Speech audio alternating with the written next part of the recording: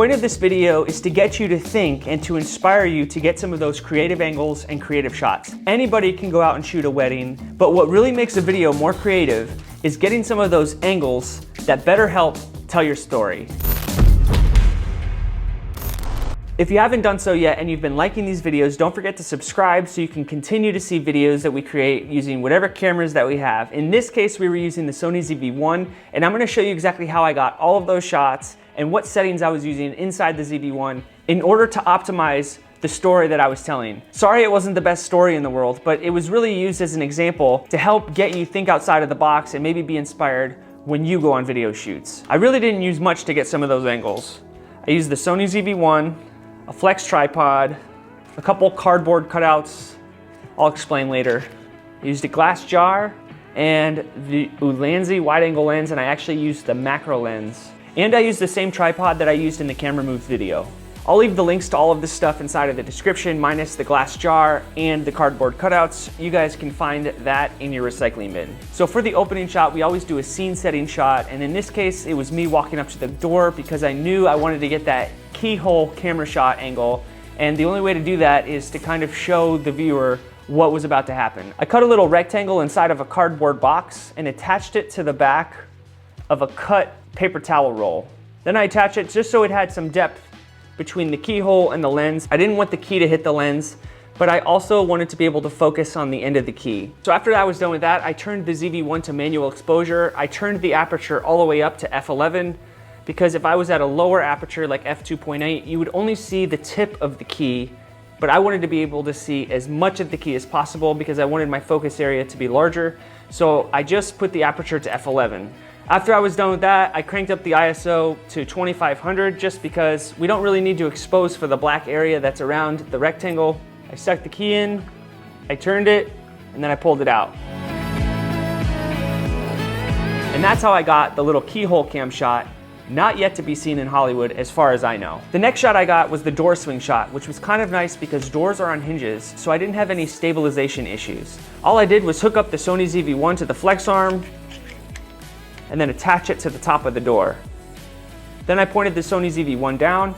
I made sure to focus on the doorknob because I didn't want to be focusing on the floor, and I also didn't want to be focusing on the top of my head. I just wanted it to be right there in the middle. So I'm gonna go to manual exposure so that the camera doesn't automatically adjust its exposure while the door is closing towards the light, because I want it to kind of stay at the same exposure. Also, I love the door hinges because it really gives a smooth movement to the camera with no stabilization issues.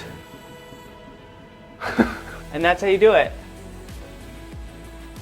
Just don't let it slam into the wall.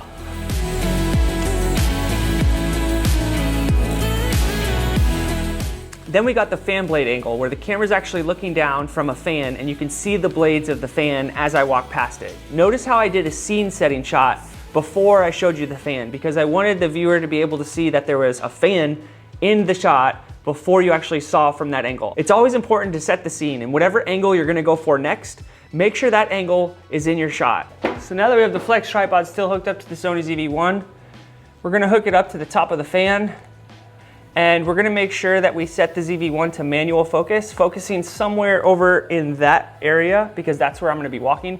If we leave it on autofocus, it's going to focus pump because it's gonna be seeing the blades, and it's gonna focus on the blades and then focus on the background. Focus on the blade, focus on the background. So we're gonna set it to manual focus, and then we'll go get in our position. Okay, try this at your own discretion. It makes me kind of nervous that my camera is 8 feet in the air, but sometimes you just have to get that shot. So just be careful if you try this one.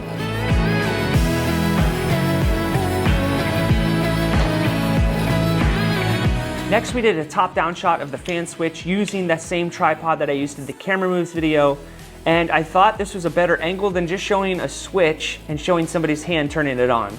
I thought it would be a little bit more artistic showing the top-down shot rather than just a straight on with the subject's hand turning the light on. I don't know, I thought it was pretty cool. For the next shot, I attached a Sony ZV-1 to my shoe in order to get a bottom-up shot of what was happening from my shoe's perspective.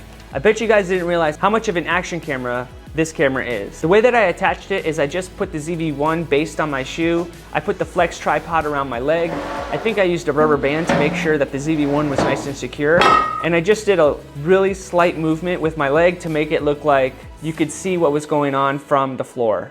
Again, I wouldn't advise this shot with an $800 camera. It would probably be better to use your phone or an action camera. For this water shot, I didn't have a waterproof case from Ikelite for my Sony ZV-1, so I had to do the next best step, which is take a glass jar, put it on top of the ZV-1, and then just pour into the glass jar while the ZV-1 was recording. This is probably the most dangerous out of all of the things that I've said so far, so please be careful if you try to do this. This makes me nervous.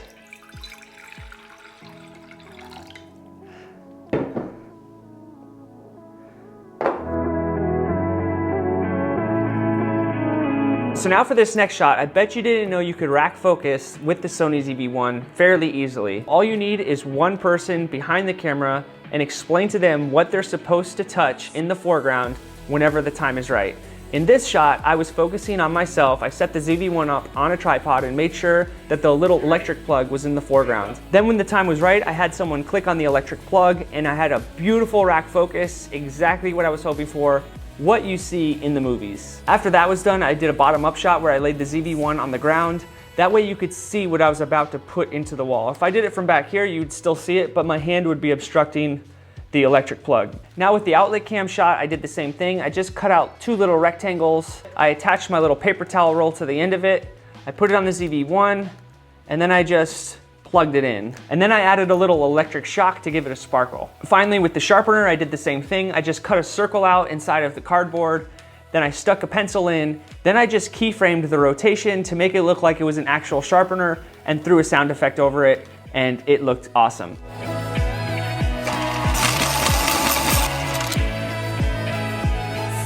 So I hope this video inspired you to go out there and get some more creative angles rather than just those standard shots. These creative angles really help tell a story, and I've seen a lot of Hollywood movies do it, and I think that's what really separates the greats from the average. If you guys like this video, please give it a thumbs up. Don't forget to subscribe. I'm Joe with Pottermade, and I will see you guys on the next video. Peace.